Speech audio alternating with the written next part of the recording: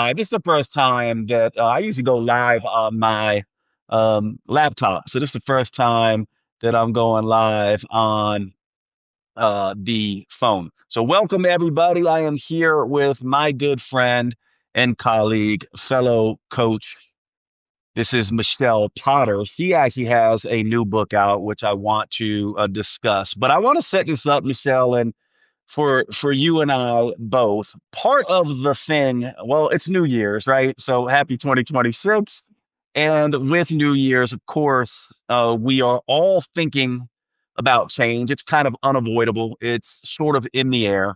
And the work that you and I do is a little different in the realm of change. One of the things that our work at Next Level Human that you and I do with clients is we don't come from a perspective of let's forget the old self and become this new self. Essentially, what we do is we say, look, everything that has happened to you in your life, sometimes the worst things are material for you to grow into your next level human self. And this idea is that we humans must integrate what we've been through, that we are unique. I'm unique. There's never been another Jade. Michelle is unique. There's never been another Michelle, nor will there ever be. All of you listening are unique. There's never been another you, nor will there ever be again.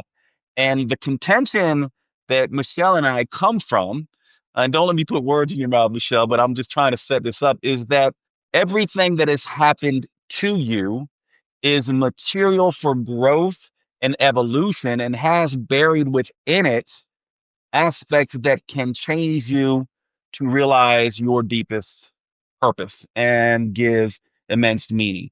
And so, from my perspective, that's a little bit different than the way we typically talk about change, because change usually is this idea of, hey, just get over your old self, become a new self. And to me, I go, no, actually, you must integrate, you must include, you must be the old self as you become the new self, which incorporates it. And so I want to see how you hear this. And you've obviously been through a lot in your life. So when we talk about suffering and difficulty, you're no stranger to this, but you seem to be one of these people who has continuously turned this as a way to grow and evolve and actually help others. And so, why don't you start with just your understanding of this? Do you agree? Do you disagree? And then I want to hear how you sort of frame this in the book.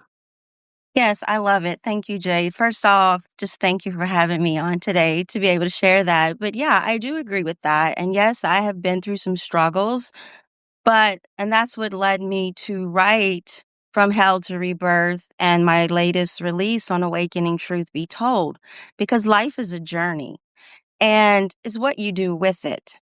And don't get me wrong, we talk about the victor, the villain, um, the victim, and I've been all three of those Mm, throughout this process. And From Hell to Rebirth was a book of survival because that's where my nervous system was always in fight or flight. Even if everything was okay, it was just constantly ramped up. So I was always striving and seeking up in this loop. And so From Hell to Rebirth was just a book on witnessing what and the pain and the struggles that I had been through. And with being dismissed and not really knowing what was wrong, I had symptoms, but nothing was ever, they just labeled me as, oh, she worries too much, or she is crazy. I mean, mm, I literally got that label that she needed mental help. And so that kind of led me down this path. How could I get this out? Because there are so many suffering who don't talk about it. And I was one of those. I would just hoard it inside of me because no one understood or didn't feel like I was seen or heard through this process. So through From Hell to Rebirth kind of was a little bit of victim state because I had hit rock bottom. What do I do with that?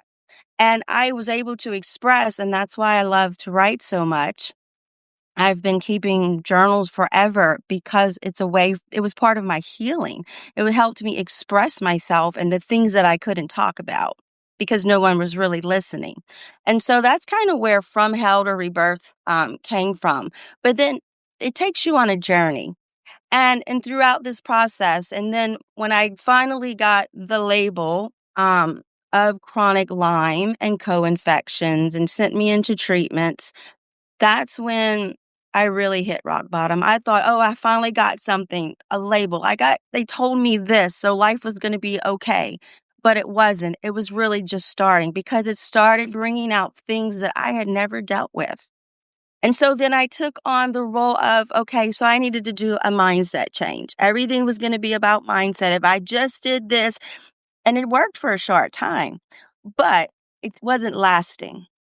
So then here comes to the end of From Hell to Rebirth, where I received certain downloads and visions, and I had this magnificent dream with Archangel Michael.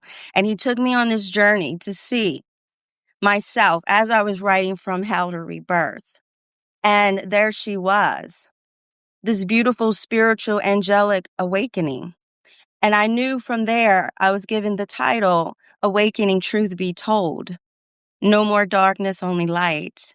And so then I knew this is where the next book was going because it's been a journey since I've been going through this.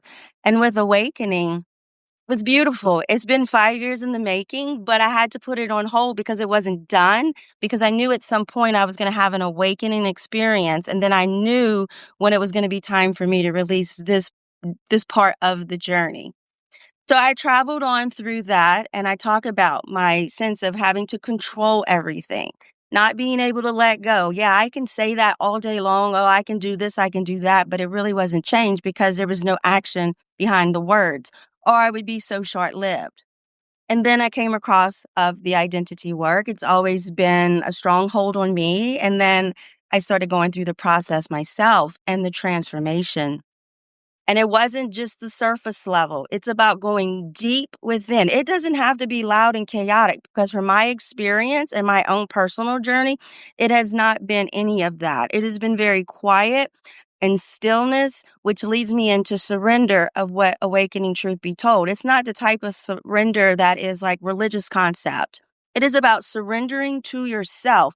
Can you sit and be still long enough to hear what it is your body or what it is trying to teach you? It's not here to hurt you.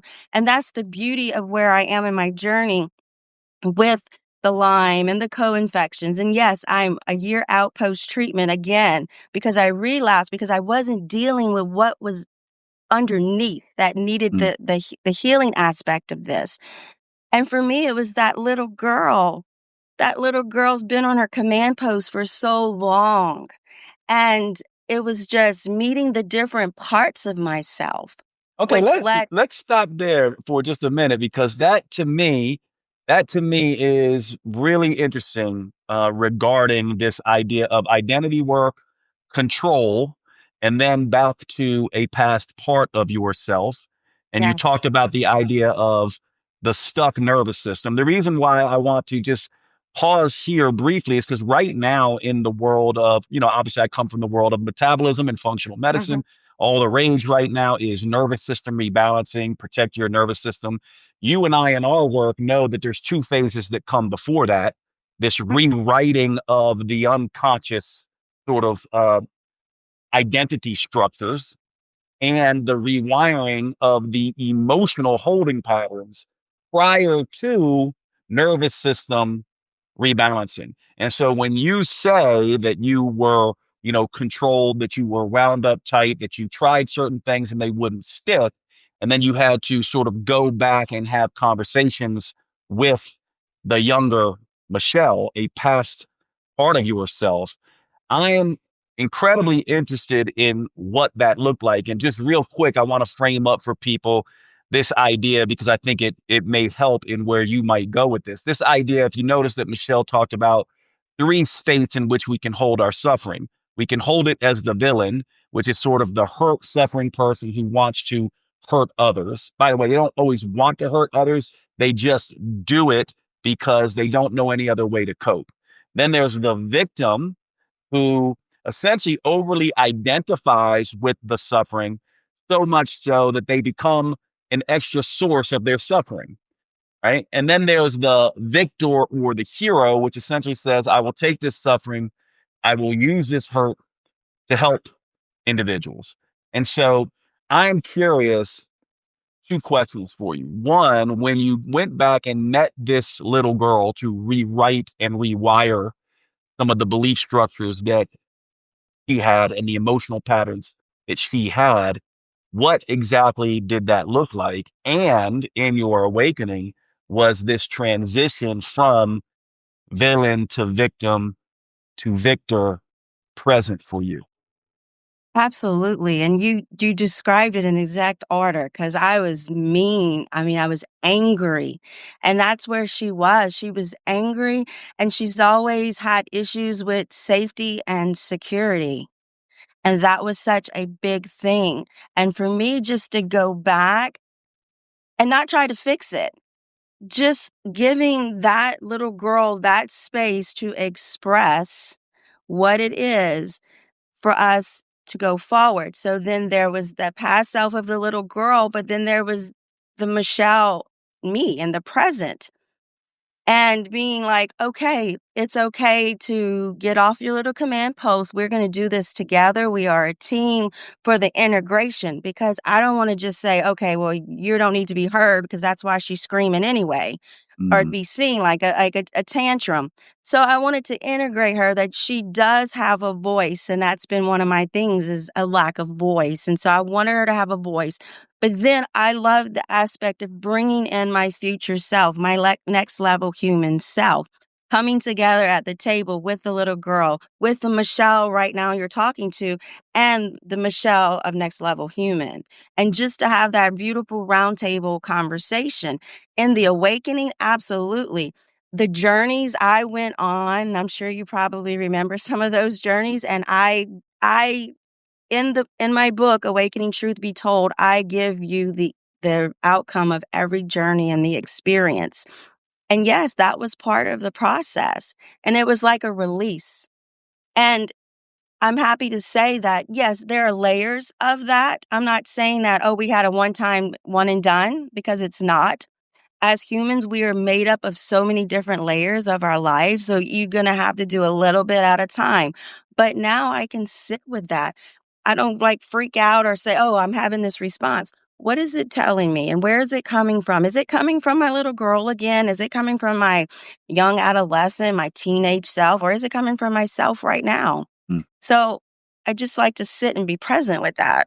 Yeah, let's help them understand what this looks like because you did go through so just so all of you know, Michelle and I have been working together for a while. She's been somewhat of a coach to me. I've been a coach to her. We're colleagues and peers, but we also have, really helped each other along in the things that we struggle with. She's an incredibly talented coach, but coaches do their own work and need coaches as well. But for those of you who are wondering what this work looks like, it is essentially like this. What Michelle and I do is we drop individuals down into a subconscious state. By the way, you can do this without psychedelics. So this isn't psychedelic work, in case you're wondering.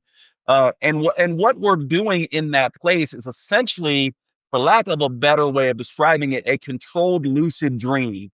And so when Michelle talked about being visited by like the Archangel Michael and different things like that, the interesting thing about our subconscious minds is they do not think in logic linear language, right? What they think of is in metaphor and symbol and feeling. And so when you go into these states, you see symbols, you see imagery.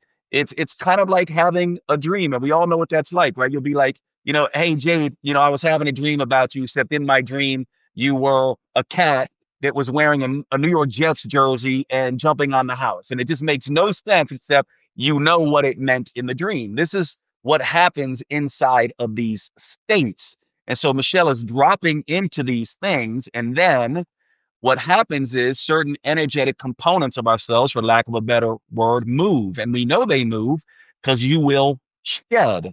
Sometimes you'll shed by, Mhm. crying. Sometimes you'll shed by coughing. Sometimes it's a constant yawn. Sometimes it's an energy feeling throughout your body. Sometimes it's actually feeling like you have to throw up or maybe even throwing up. And in this process, things are moved. So that's what she is talking about here. So I don't know where you want to take off from there, but I wanted them to understand what this work looks like. It's a meditative state, a lucid dream that puts you in the subconscious. You get all kinds of imagery and things like that. The emotions move. Then what happens when you go back out in your real life after these experiences? Yeah, it's a journey because you can go through these experiences, and I know for me personally, I mean, I have to take a few days just to process that because you might not get something immediately, but it could be 2 or 3, even a week, and you'll start feeling things stirring or things will come up. A lot of times I'll get signs or some little serendipities or some synchronicities. There's just different things. I think each person is so unique and their experience is unique to them. But it's been life changing for me because I have done so many things my entire life. And this has really given me the results. And even with chronic illness and Lyme and the co-infections, they're my friends.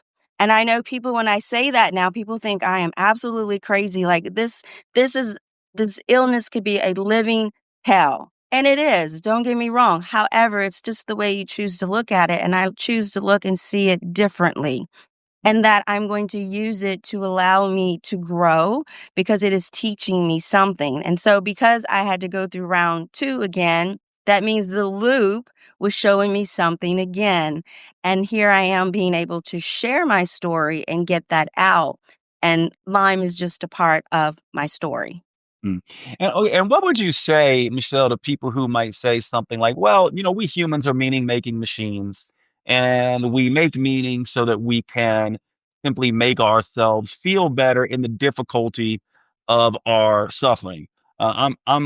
Versus, do you feel this is actually healing you in some way?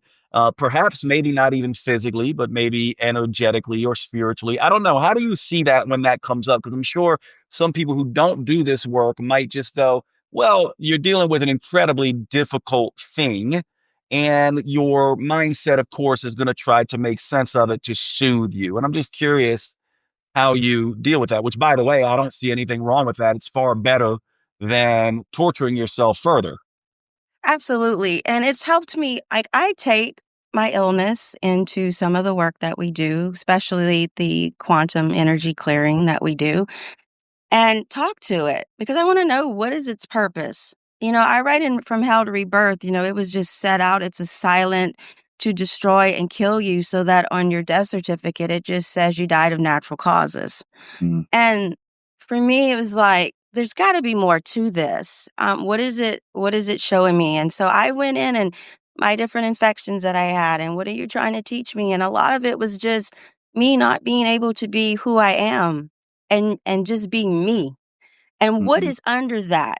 Because I like to talk about I'm in the in between because I'm not who I was, but I'm not quite where I want to be. So I'm kind of in this middle, just navigating this journey of life, living the experience, but I want to be present in it and use everything that I'm receiving as what can it help me grow? Because it's just about growing and being a better person. mhm, And there were some parts of me that were not so nice. And I talk about that in the opening of Awakening Truth Be Told. I talk about an angelic experience. And then the book journeys through the story. And then by the time you get to the end, it comes full circle of why.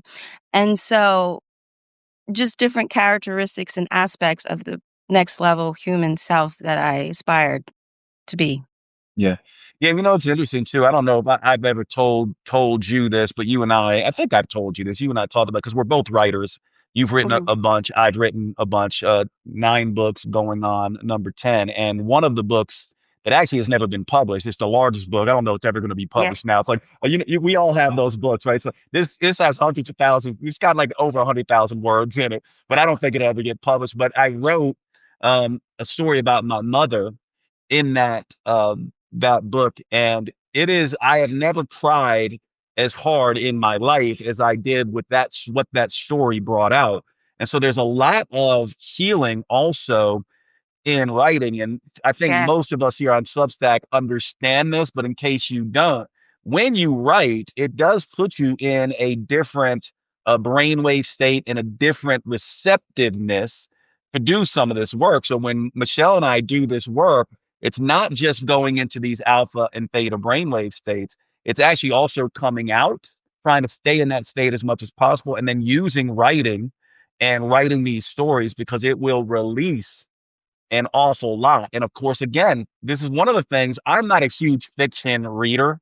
Like I pretty much write and read only nonfiction, but it Mhm. is the benefit of fiction when you get into that subconscious fictional state. It's kind of what dreams do. You're processing things on a different level, and it can be incredibly useful for healing. So I'm just curious now that you sort of walk us through a little bit, just so people can understand kind of the process. So you said, this idea of the villain, the victim, and the victor, right? The villain being the hurt person who's hurting others. The villain, the hurt person who continues to hurt, or the victim rather, the hurt person who continues to hurt themselves through over identification.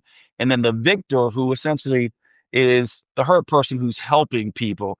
Do you have any, sort of words of wisdom or ways that you see this transition? Because you walk through it uh, through yourself. And I'm curious, as you've done that, what has been happening in your life? And I'm curious if there's anything that's been happening in the disease state, the condition. Are you having more times with better energy? I just want to know all the things that are happening. Obviously, there's changes going on psychologically, mentally. I'm wondering how that's translating over into the condition and disease physically expresses itself.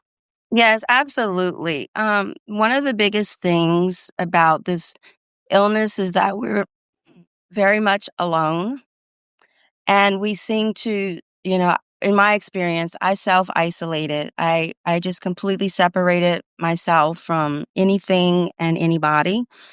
Um, and so that was one of the things I struggled with was just not enough connection. You talked about earlier how we're human, meaning making machines. And for most of us, and having talks with some of my girlfriends who also have the same conditions, we're lonely because we don't, it's hard to talk with somebody without either someone trying to fix us or giving us, unsolicited feedback or just from the hell that most of us have been through with this. And so what has changed in me is that I am coming out per se, I am expressing myself. I am taking my writing and putting it out there. I am being out on social media more and just the only word I can describe it as is free. Is a certain type of freedom when there is a release. And for me, this has been a release because my whole life is changing and little sparks of things I feel like are coming back. And which is what leads me to, I am the founder of Naturally Thriving with Michelle and Hopeful Hearts Lyme Network, my nonprofit. And it's so that I can give back because there is such suffering. But where do you go and what do you do? Because we're always hooked up to IVs and medications and travel and but what about somebody who understands it, who gets it, who can be present with you without telling you what to do, how to do it, and just listen, just to be a witness? And so that's what I'm doing. I started the Rise Coaching Collective, and Rise is one of my biggest things because I want people to be able to reclaim their lives and inspire and strengthen and empower and walk out whatever it is that they are chosen to do. What is it that drives them? We talk about purpose. I know you talk a lot about Essentia, and that's so important because we're only limited to a certain amount of days on earth. And what are we doing with it? And I'm like, I'm going to be 52 this year. And it's like, this is my time. We set a midlife crisis. We call it that midlife awakening. And I'm ready to do it. So yeah, I'm And it's excited always about crazy that, we're the same age, and I'm always like, why is it that she looks 15 years younger than me? I'm also just turned 52. I love this though, and I do think for all of us, for all those here on Substack, I do think that's what a lot brings a lot of us to Substack. I think one of the things that Substack does is it gives us an outlet for our earned wisdom. So when Michelle and I use the term essentia, it's a term that is unique to Next Level Human. And what essentia is our essential nature. Of course, there's never going to be another you. There never has been. So your essential nature plus your earned wisdom, this has to do with all the shit that you've been through as a human.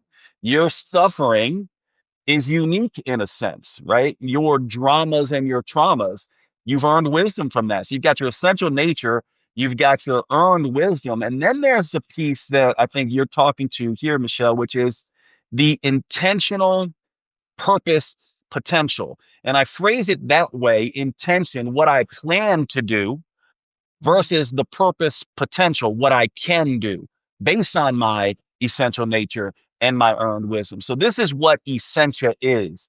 My essential nature, my earned wisdom, and my intention to do the work in the world that only I can do in the way that I can do it. And this is what I find interesting about dealing with a health condition, that does set you up in a way to do unique work in a way that only you can. I can talk to people who have your condition, right? We can teach them the exact same information, but you have a knowing, I only have an understanding. And so there is a difference between that understanding versus believing versus knowing. When you've lived it, you know it. You don't have to believe it.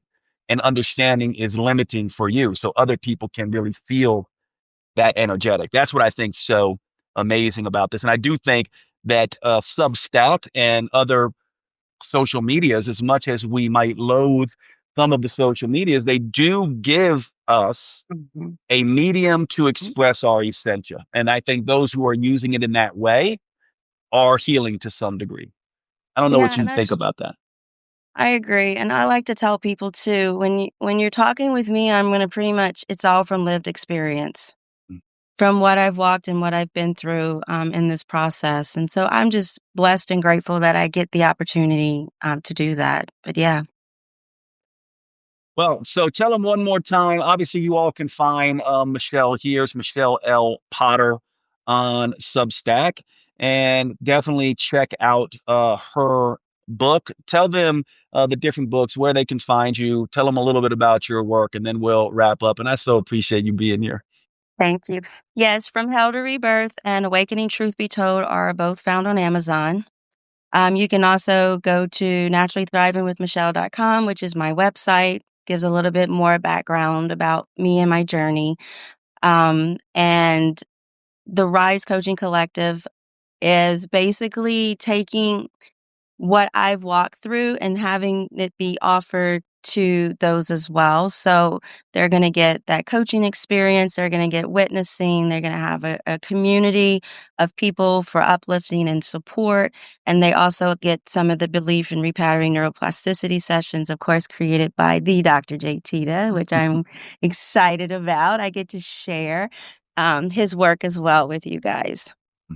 Yeah, and just as we wrap up here before I let Michelle go, what I want to just say to all of you who are interested in this work, let's not forget that this is a three-part process, right? Like ultimately, most of us right now are living in a world where we go retrain, retrain the nervous system, retrain the habits, the biohacking, eat this diet, not that. It's all very information based, know-how. And that is incredibly important. So let's not say it's not. It is one of the three pillars. The problem is it flows out of the other two that the rest of the industry seems to not do very well or ignore altogether. And that is the idea that our identity operating system, you could call it the iOS, right? Our identity operating system is subconscious primarily. So it follows us around. We need a way to rewrite that, not erase it, but edit it. And then we need a way to rewire the emotional holding patterns that reinforce the stories in the subconscious. Then we can retrain, right? And so we need this three-part process: rewrite, rewire, retrain. Unfortunately, most of us are still in the world of retrain. So if that interests Mhm. you, make sure you follow me and Michelle for this work, the next level human work. Um, And real quick, if anyone has any questions before we go, we're happy to take them. Does anyone have any questions for Michelle and I? So Linda says, "Thank you, Michelle, for the work you do. I have recovered from chronic Lyme and mold illness. I am on my next level human journey to finish my healing. Oh, wow. Blessings to you." Yeah, and we're so happy to have you, Linda, for sure, as part of our Mhm. community. Any other questions or comments that anyone has before we wrap up this live? I appreciate this. I don't know about all of you, but I absolutely just love Substack, and I actually saw some of my favorites. The consciousnesshub.org jumped on. Danny Coleman, you should follow them. The Meta Rational Think Tank is another one that I see on that is incredible. So there are some really amazing individuals here on Substack. Those are some of the ones that I love. So follow Michelle, follow Danny Coleman, follow the Consciousness Hub, follow the Meta Rational Think Tank. Appreciate all of you for your work as well. And thank you to Substack for giving us a platform that we can all learn from and write from. So thank you, everybody. Thank you, Thank Michelle. you, See Jade. you all Appreciate next it. time. Yep. Yes, See ya. thank you. Bye bye.